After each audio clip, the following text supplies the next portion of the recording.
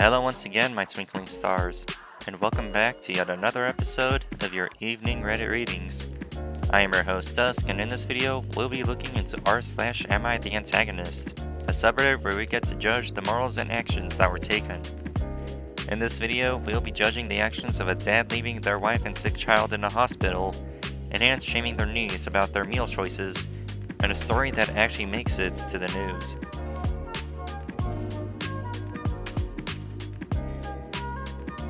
Our young daughter was in hospital recently with pretty bad pneumonia. I had recently had the same bug and knew how severe it was. The first 2 days, her oxygen levels were down and she was quite unwell. On the second day, my husband announced that he would be going home, which he was supposed to as he was on the day shift. He then mentioned his parents were coming over for dinner and that they would be having food and wine.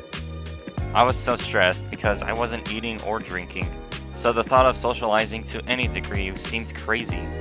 This was over a month ago, and I can't shake the feeling it was wrong.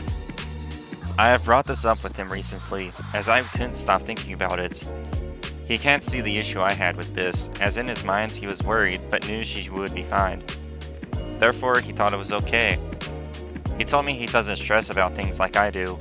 I'm highly anxious, but I am feeling icky about this. Thankfully, our daughter is fine, but am I the antagonist for questioning his decisions when our child was in the hospital? Now, while I was thinking about what to say to OP, I looked into the comments to see why this had the You're the Antagonist rating, and I found myself resonating with this comment. I'm going to go with a very gentle You're the Antagonist here.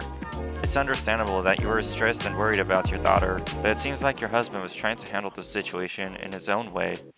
It's not uncommon for people to cope with stressful situations differently, and it sounds like he was trying to find some normalcy and comforts by having dinner with his parents.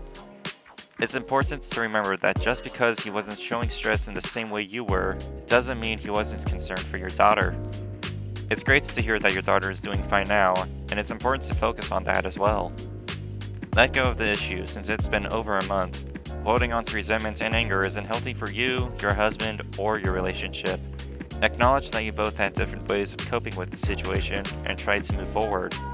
Use this experience as an opportunity to strengthen your communication and understanding of each other's feelings, so you can better support each other in the future. Again, I 100% agree with what this user had to say to OP.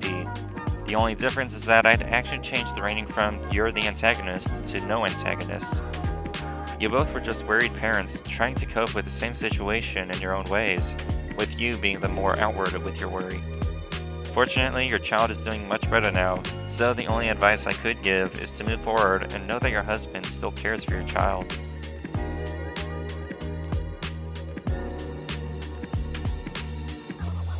I adopted my 8-year-old niece 5 years ago, since her parents just weren't fit to be her parents.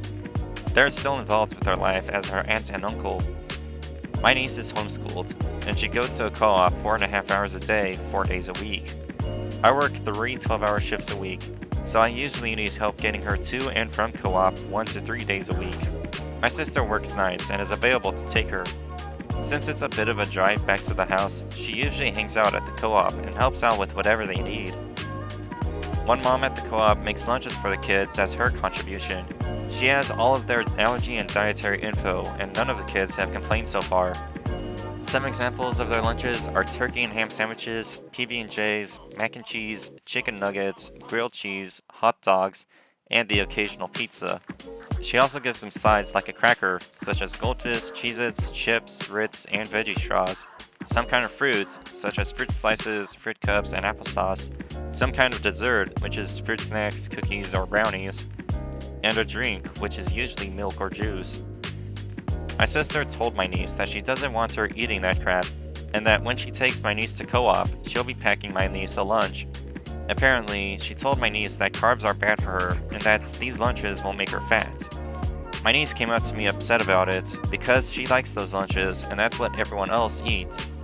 I told her that my sister was wrong, and sent her to play before calling my sister. My sister defended everything she said, and I told her that if she has concerns about my niece's diet, she will need to speak to me about it, not my niece. I also told her that I am my niece's parent, not her, and that if she feels she has the power to make unilateral decisions regarding her health without consulting me, I will get her a babysitter she can take to co-op.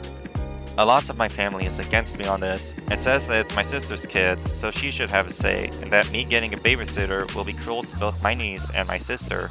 She already stays with my neighbor during the day, but my neighbor can't take her to co-op. Am I the antagonist for telling my sister that she can't make decisions about my niece? OP, you are not the antagonist for the following reasons.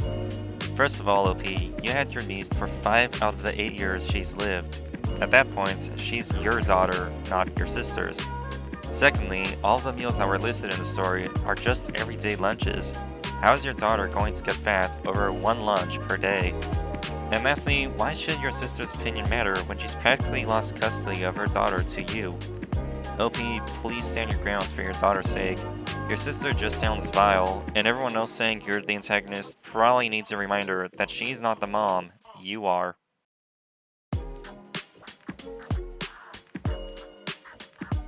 My baby sister just had a baby, and her mom came to help. My sister and her husband live in a tiny apartment with no room for my mom. I agreed to let her stay with me since I live only 8 blocks away and it's a walkable distance. My plan was to Uber her over in the morning and pick her up after work. I only ate 1 meal a day during the week, supper. I have coffee for breakfast and some fruit for lunch. On Saturday, I treat myself to a good breakfast, and Sundays I take the woman I'm dating for brunch. My mother decided that this was unacceptable. She got up early and went through my fridge and freezer to make me breakfast. I told her that I appreciate it, but that I do not usually eat breakfast. She said that was stupid, but I barely clearly communicated to her that she was welcome to eat anything in my home, but to please not make me breakfast as it's a waste. She made breakfast the following day. I walked out without eating it. I figured the worst case scenario was that I could eat it for supper. She threw it out since I didn't eat it. I told her once more to please not waste my food. She made breakfast for me the next day. I asked her if she was developing dementia. She is wasting my food for no good reason. I'm not poor or anything, but wasting my food is a pet peeve of mine. She said that I was being ungrateful for her help, and that she was doing it to be nice, since I was letting her stay with me.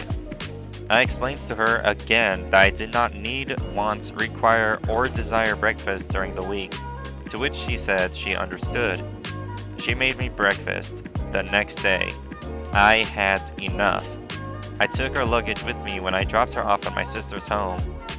I told my doorman that my guest was no longer welcome. I got so many messages from her and my sister all day long. Even my dad called me to ask me to change my mind, to which I said no.